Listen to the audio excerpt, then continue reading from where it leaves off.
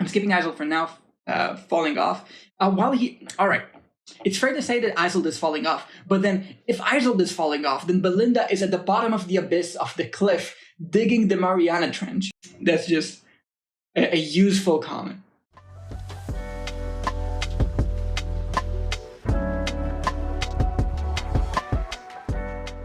Hello people, Linker here. Today I compiled a list of the most common endgame mistakes in the best way possible. I flamed people for their life decisions. We had a lot of fun over stream, so definitely like and subscribe if you like our content. Stay all the way through for a bunch of surprises and fun things we had. Follow the streams if you'd like. Let me know what you think below, and Twitch Linker, take it away. Alright, so let's roll the next box.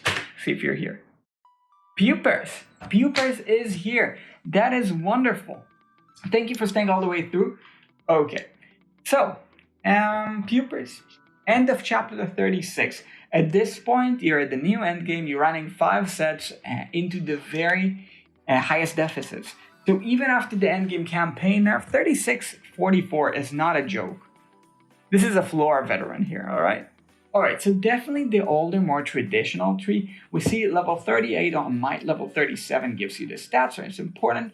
Some into sustenance, some into sorcery and fortitude, but mostly focusing on celerity. In the new meta, you really want to get the most out of your set, so you need to break them in power, you need to push hard, you need a certain bunch of heroes that are buffed. And if you're going celerity, I'd advise that you not spec into fortitude. Fortitude, not the best branch outside of PvP because of stuff like, for example, Thoran. The fortitude abilities are slowing down the enemies around your Thoran, so it's making your Thoran less efficient. And these are also levels that you're not investing into your celerity tree. So I would take fortitude all the way down to 15, spread everything into celerity so you break the 77 benchmark. That's also important going forward. Sorcery could be 25, Might could be at 37, but these are just small changes. Alternatively, you could spec into sustenance, but it's up to you. I trust that you know what you're doing. We will look at your box later on. Decent tree, but I would focus on to 77 to get more rewards out of it. Just the base stats are better than we thought. Alright, so furniture wishlist. We see the Alna, so obviously, no Alna yet in 36-44 is tricky, but the man has a Mythic Plus and already on the furniture list. Namora, I hope you know, I like to see that she does not have the Sig, but I hope you're taking her all the way up to 9, because otherwise we're going to have a little bit of a problem. Raku, not yet 30, a little bit slow, but that's fine. Taking up to the 3. I am a little bit concerned about Gorva, might be something to replace him with. I am a little bit concerned, maybe about the Queen as well, if you're not like investing in her sets whatsoever, it depends on your Skriat. The Gorvo and Queen are the first 2 I'd replace. And I'm also concerned about the signature item levels I'm seeing here, maybe Ezio a little bit too much. You know it. Gorva does need a signature item for your specking furniture. It is a new pick though.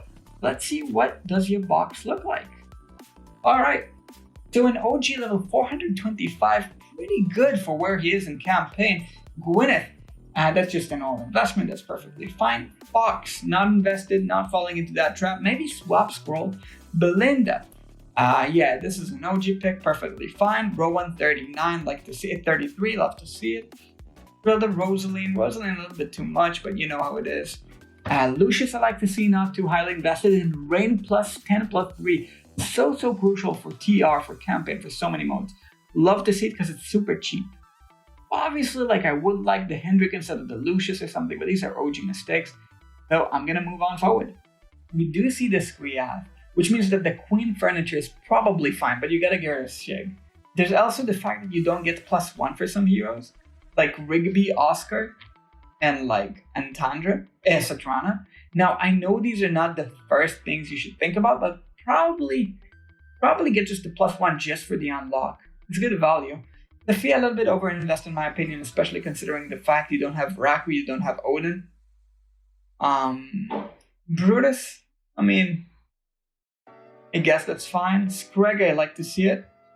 Yeah, Drez, I guess you had some dreams there, but you cut it early, which is good.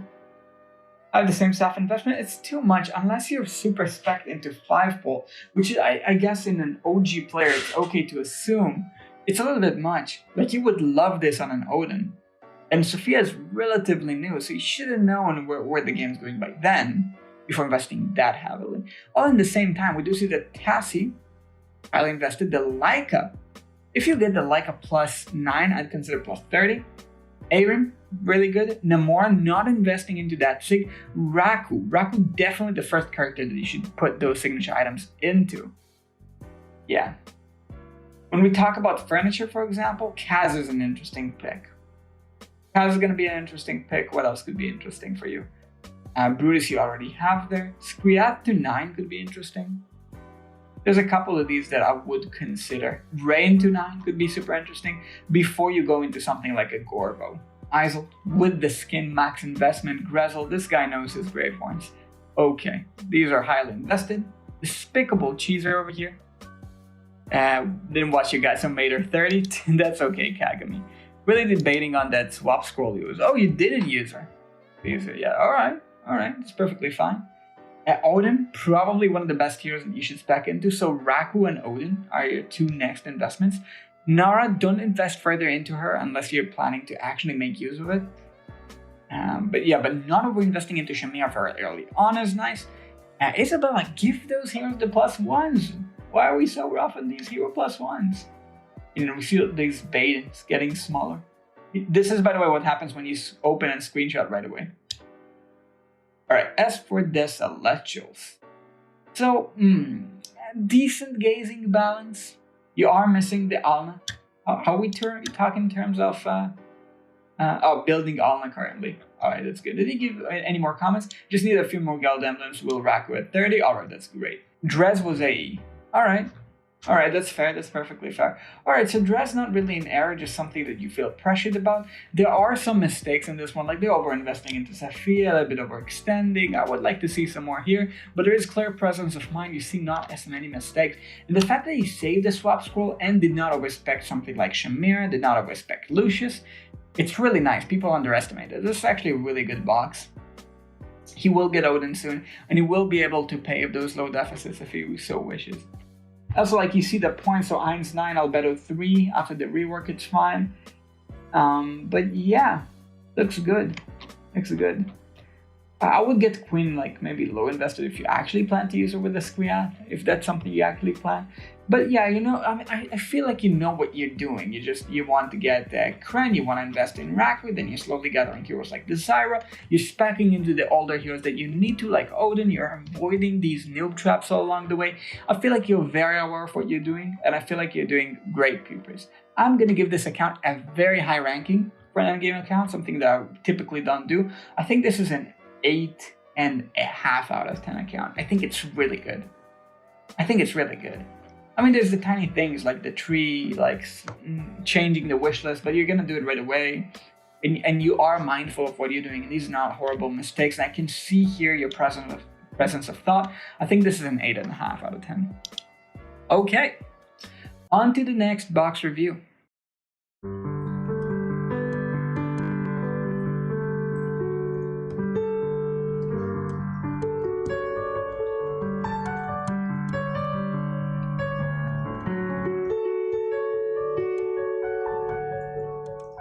I hope you got your reward. Well done, Linker. I'm happy you're happy with your reward. And Tott, are you here for your box? All right, Tott is here, so he's ready for his box review. You have to have the guts to stay here while your box is being reviewed. You gotta have the integrity to speak up if you're being flamed. This is a part of it. You want to get a free box review? Sure, you can get it, but you gotta stand the flaming. Tott, do we have anything like campaign stage something? 426, so we're talking end of chapter 36 probably. But we don't know yet because he didn't tell us. In terms of tree, it's a mistake I see a lot of people do. So in the past it was good to kind of spread your tree. This is something that we also kind of saw from Pupers, right? People that kind of spread their tree. They have like the low ones like 25, 37, 32, 62, 53. But right now, the meta changed. In the new endgame meta where deficit is limitless and you're really tested on what you can pull off, you probably want the base stats. Both for PvP and campaign, the base stats can be like a 5% bonus. 5% bonus is huge. So you probably want to cut from some of the other trees. The biggest one that I like to tell people to cut from is Fortitude. Now I know Fortitude 32 is haste, but listen tight here. Fortitude also makes your thorns lower. Fortitude is not huge in PvP. Meantime, the base stats are huge that you can get. So I would cut Fortitude down to 15. I would stay with 37-25. These are great. And I would choose either Sustenance or Celerity, and I would go all the way up to 77. If I'm you, this will help you both for base stats for PvP and for actual campaign. And this is similar advice that I gave to Preepers, because these accounts are very similar in that sense. They're both in chapter 36, both around level 420. In terms of furniture, we see an Ascended Zafrael. That's something I haven't seen in a while. Some spicier picks, so the Entandred, the Belinda. We see some picks that like the Namora obviously going for the +9. We see the Raku and the Thorn that should be there. I mean, I guess there's a situation where putting Respite and Entandra and Belinda is all justifiable. But is there really where in the same time you still don't have Odin 9 and Raku 3? I highly doubt these are relevant. I'm pretty sure I'm gonna find heroes where I tell you, yo, remove Belinda, Entandra, and Respite and put these heroes instead. Especially Belinda. Maybe Theowen too. So Belinda is the biggest one, but like these three as well. I mean, yeah, it depends on what he has. Alright, so Tott, what does he have? We see the Temporal Leofric. We see many good heroes in the top row. We see the new Mizu in the highest power. Yo, I don't think I ever saw that. Yeah, but stuff that you would rather get as furniture instead of Belinda, you know, even like Wukong, Nara, Isolde. Yeah, Isolde. Is Isolde not on your list? No, why is Isolde 9 not on your list and Belinda is? What are we doing here? What are we doing here? Okay. Yeah, Shamir not overinvested. It is pretty good for an OG. Might be swap scrolled.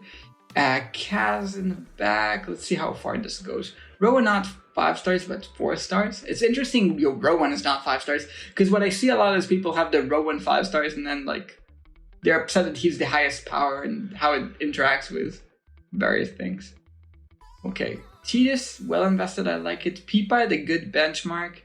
Isabella, I don't think the jack of all trades Isabella cuts it. I think it's either you go all in or you go all out. If you want to take it to +20 and make her work, don't do that.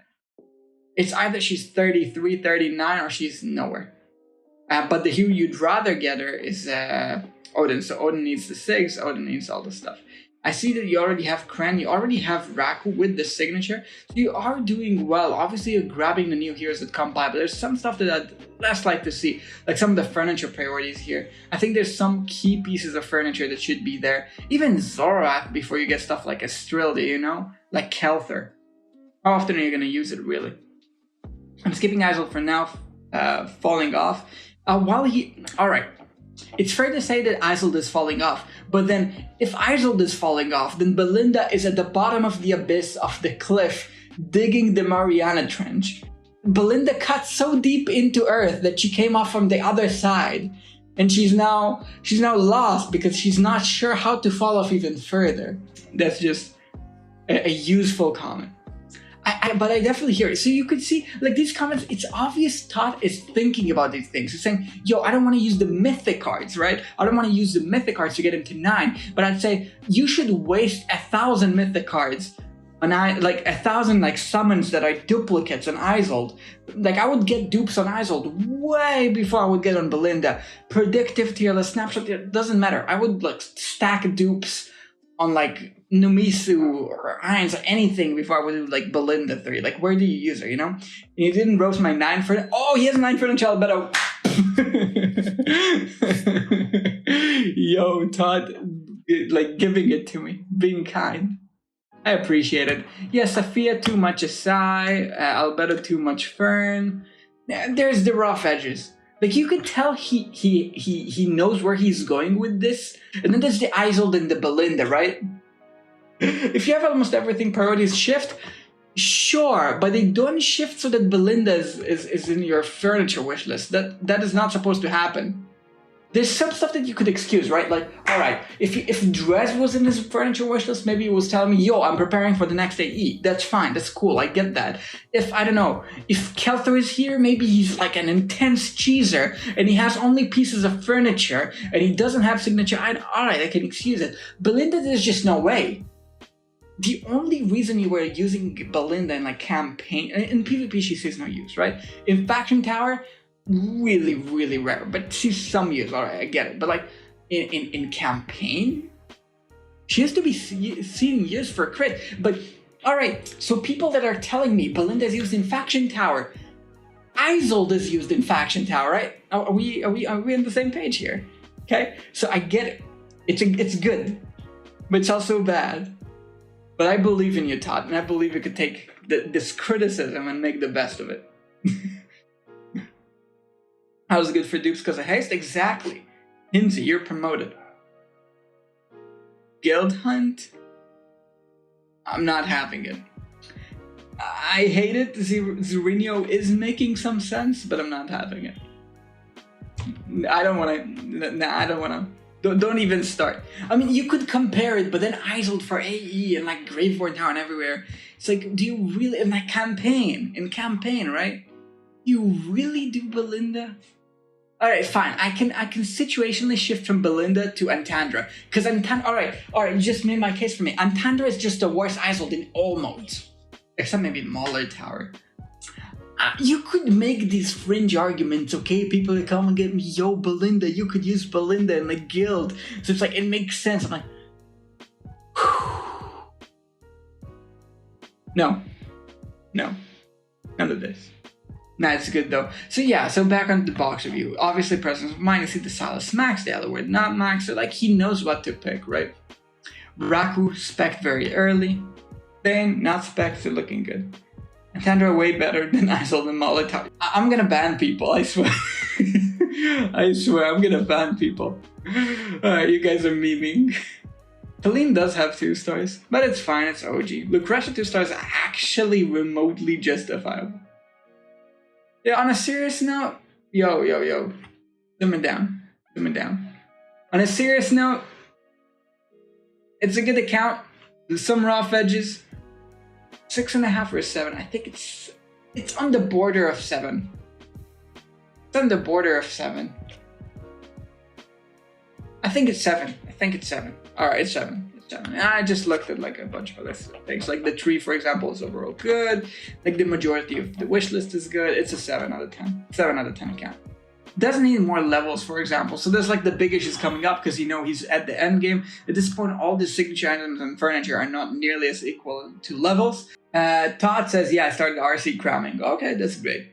You know where you're taking this. All right. So it doesn't matter if it's a 6.5 or a 7 overall because you know where you're going with this. I think it can be a great account. Max the right things. Get yourself a Mortis. You know the drill. 2. This is one of the things that I had in the Stargazing versus 4-faction debate with the second debate that I've had with AMB. One that I definitely recommend to watch if you want to avoid endgame mistakes. Scam gazing. I did get a little bit sidetracked over there. Okay, that's great.